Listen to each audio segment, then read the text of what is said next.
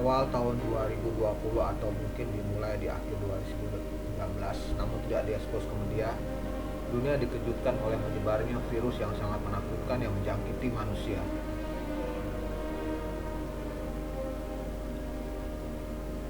Efek dari virus tersebut sangat mengejutkan, di mana manusia berjatuhan dan meninggal di jalanan.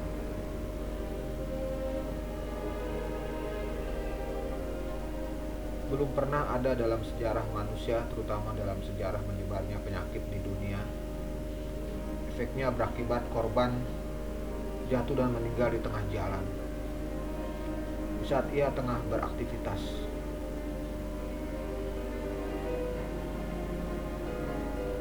Ini tentunya disebabkan oleh kondisi orang tersebut yang sebelumnya tidak terlalu mengkhawatirkan dirinya sendiri dan merasa dirinya sehat dan mungkin merasa mampu bertahan jika ia sadar telah terinfeksi. Namun efek dari virus itu ternyata sangat cepat dan berakibat fatal bagi orang tersebut, baik diketahui ataupun tidak diketahui oleh orang itu bahwa ia terinfeksi virus.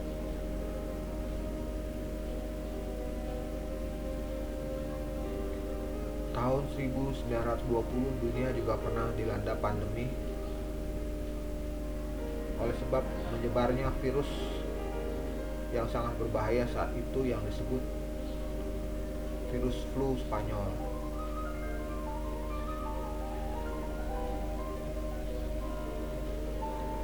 Virus ini sangat mirip dengan virus COVID-19 yang saat ini melanda dunia, yaitu virus yang menyerang tenggorokan, pernafasan, dan mengakibatkan korban mengalami gejala flu seperti demam, pilek, tenggorokannya gatal, dan sesak nafas.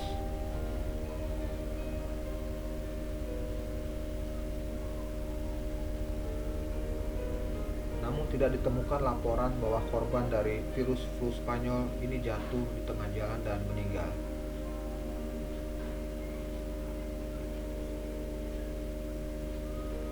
Ini menggambarkan bahwa virus yang menyebar saat ini, yaitu virus COVID-19, lebih berbahaya dari virus flu Spanyol.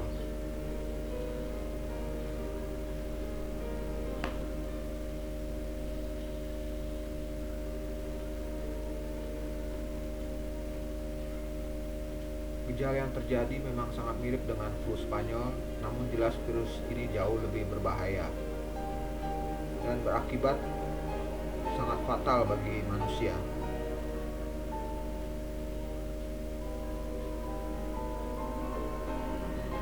Dan sampai saat ini kita sudah mulai memahami bahwa virus ini ternyata tidak bisa dilawan oleh antibodi yang ada di dalam tubuh manusia, terutama manusia yang memiliki antibodi yang lemah.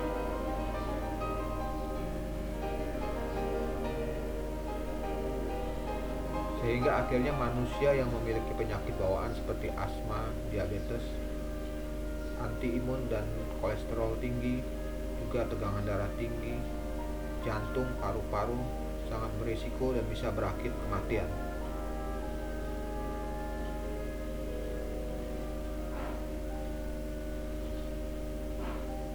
Namun ternyata ada juga manusia yang memiliki penyakit bawaan itu bisa selamat dan bertahan melawan virus COVID.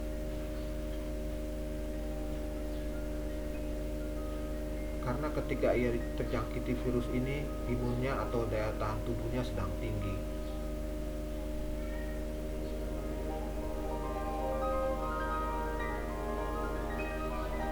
Jadi memang virus ini haruslah dilawan dengan antibodi yang baik dari tubuh.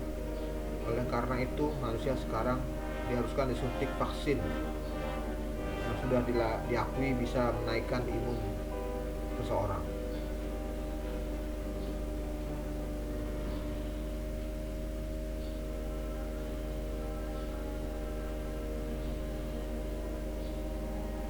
Menyuntikkan vaksin saat ini sudah menjadi prasyarat utama untuk bisa beraktivitas seperti ke pasar, ke kantor, naik bis umum, kereta api, pesawat, karena manusia yang sudah disuntik vaksin Terbukti daya tahan tubuhnya lebih baik dan tidak bisa menulari orang lain karena virus tersebut bisa dibunuh oleh antibodi dalam tubuhnya.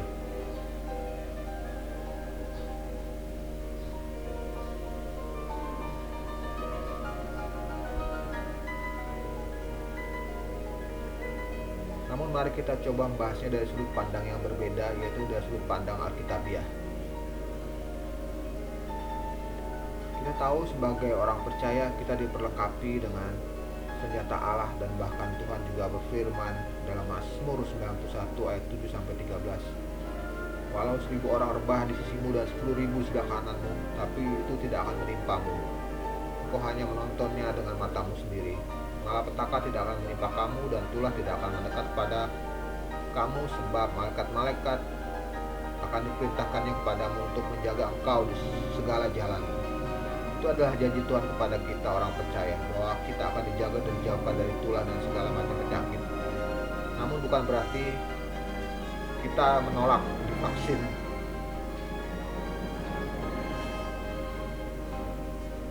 Allah memang memperlengkapi kita dengan rohnya untuk menjaga kita. Namun ketika kita akhirnya terjangkiti virus COVID, apakah artinya saat itu roh Allah sedang meninggalkan kita?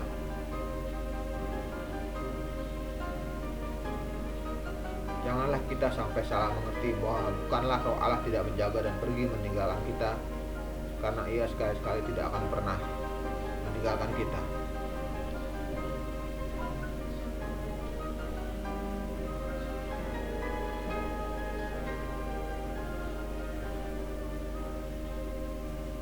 Namun mari kita dengar apa yang dikatakan oleh firman Tuhan dalam Yesaya 59 ayat 1 dan 2.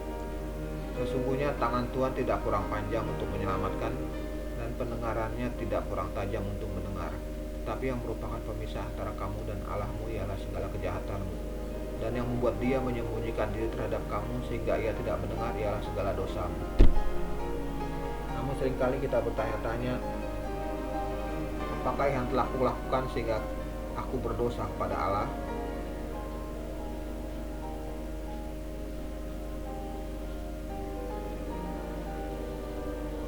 Aku seorang aktivis gereja. Aku selalu mengikuti ibadah minggu. Aku selalu berdoa pada saat makan, mengucap syukur, dan juga tidak pernah melakukan hal yang jahat terhadap saudara-saudaraku seperti menipu, mencuri, korupsi, dan lainnya. Jadi di mana kesalahanku?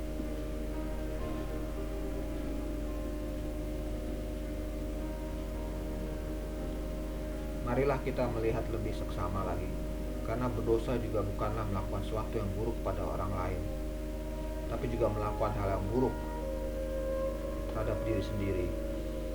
Karena tidakkah kau pernah mendengar bahwa tubuhmu adalah bait Allah dan roh Allah tinggal di dalammu?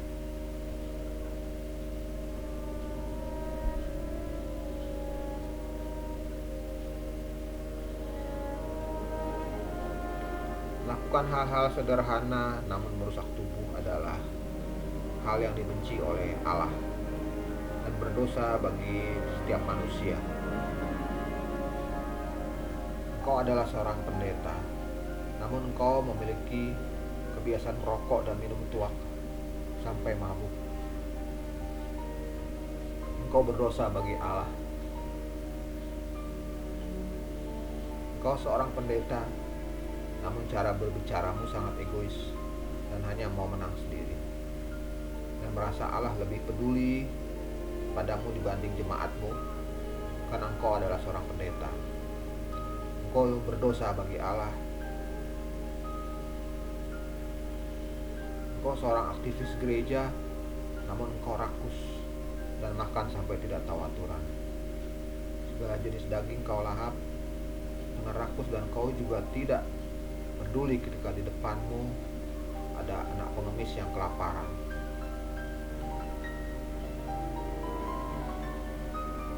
Engkau seorang aktivis gereja, tetapi uang dan hartamu hanya kau belanjakan untuk dirimu dan kemewahanmu. Kau berdosa bagi Allah. Apakah Anda pikir Tuhan akan menjaga dan memelihara orang seperti ini? Walaupun dia seorang pendeta atau aktivis, Tuhan tidak pandang bulu siapa engkau.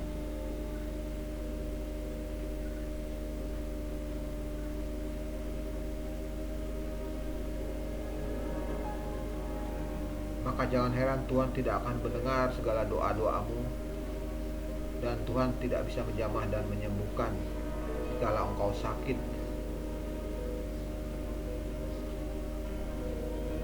Dan juga tidaklah heran jika virus COVID menghampirimu karena akibat terlalu banyak rokok yang kau hisap, maka paru-paru rusak.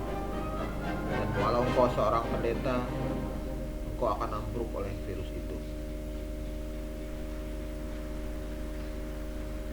Dan juga tidaklah heran jika virus COVID membuat parah kondisimu, bahkan sampai merenggut jiwamu. Karena akibat rakusnya daging yang kau makan, kau menderita darah tinggi, kolesterol.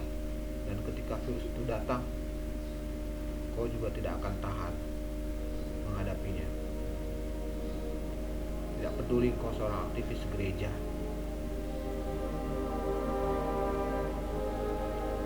Oleh karena tetapkanlah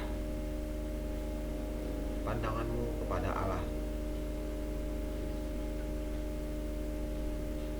dan kepada Yesus, dan jangan tinggalkan Dia setiap langkah hidupmu, baik dalam suka maupun duka.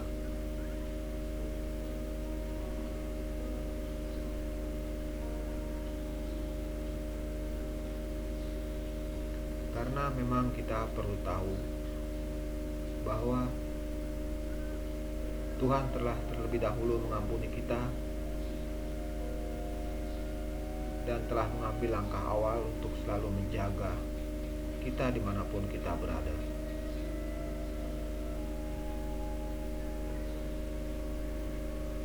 Maka apakah kita akan mengecewakannya dengan selalu mengambil keputusan sendiri tanpa melibatkan Dia?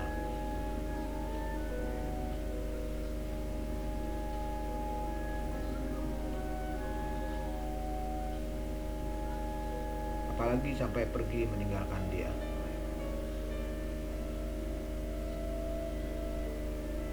Maka jelas sudah bagi kita orang percaya bahwa mengandalkan Tuhan adalah vaksin yang terbaik, yang lebih mampu membunuh semua penyakit, termasuk mampu membunuh virus COVID yang bersemayam di dalam tubuh kita.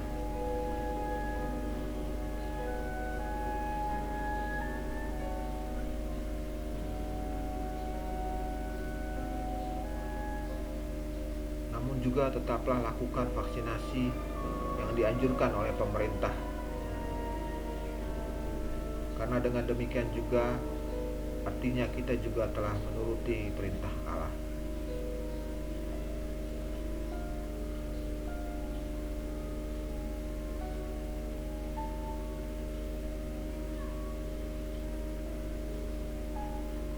Karena pernahkah kita mendengar apa yang dikatakan oleh Yesus mengenai pemerintahan? Dalam Roma pasal 13 ayat 1 tertulis, tiap-tiap orang harus takluk kepada pemerintah yang di atasnya, sebab tidak ada pemerintah yang tidak berasal dari Allah, dan pemerintah-pemerintah yang ada ditetapkan oleh Allah.